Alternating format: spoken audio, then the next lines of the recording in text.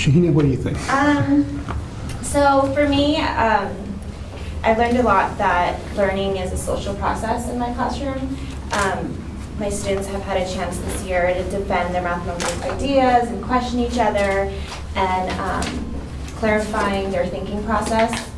And there's a lot of deep conceptual understanding that's happening, and that's something that I feel like I didn't have when I was in school.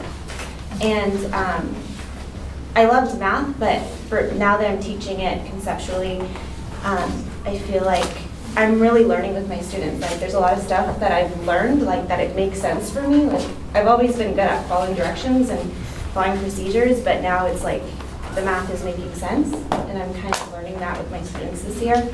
And I'm having a lot of aha moments. So for me, it's exciting, and I think that it's exciting for my students as well. I could see them having those aha moments, and I feel like when they're making sense of what they're doing, it makes it a lot more accessible for all my students, because it's more meaningful for them. So I brought some student work. I'll start with 7th grade.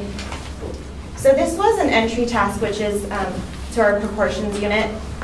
I don't know if I should just put it up. Like a true teacher. I love it. Play Vanna White for a minute. And this is like before any discussion of, telling my students about proportions or anything. And you can see how they are naturally like creating proportions to solve it. So what they did in this problem is, I gave them 10 pennies, and their challenge was to figure out, and I gave them rulers, and I told them to figure out how high would a million pennies stacked up on top of each other would be. Mm-hmm. And so I didn't give them any units. They decided if they wanted to do centimeter or inches, and they just started their group work and started coming up and justifying their reasoning and proving that this is that. And you can see how students had different answers, but they were able to justify their reasoning, which was really huge. And then for 8th grade, I had the transformation unit. So I just wanted to talk about the mathematical practices here that really followed this lesson. And before this, my students were on their iPads, and they were able, so we're talking about slide transformations like reflection, rotation, and translate. And so before this unit, they were able to do these movements on the iPads. And so this was like a group task, and they're clearly attending to precision, labeling, scaling, and also they had to justify their reasoning and talk with their groups. There's multiple ways that they could have transformed it. So there was a lot of discussion happening and arguing like, oh, we could do this or we could do that. So that was exciting to see. And then they're also using appropriate tools strategically.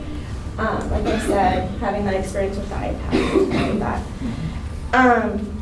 So I think you also mentioned about things that are struggles for us. It's been hard.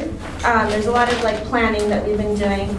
Thankfully at Devon I have a great grade level team where we spend a lot of time planning together and collaborating our lessons.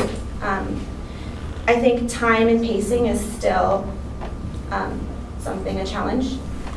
And I think that's because, a lot of it's new, so we're learning as well. But, and we're really going deep into concepts, so it takes a lot of time. There are times where like our lessons have to overlap another day. So. What's the biggest change in your teaching and what you do every day?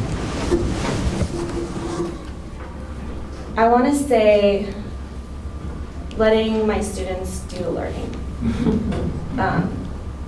Me not directing them, like having them lead the discussion and their learning and giving them a voice and not telling them what to do. Like that proportion, like the penny tower challenge, I didn't even mention proportions, and they're like naturally doing it. So thank you for sharing. So we're going to come back.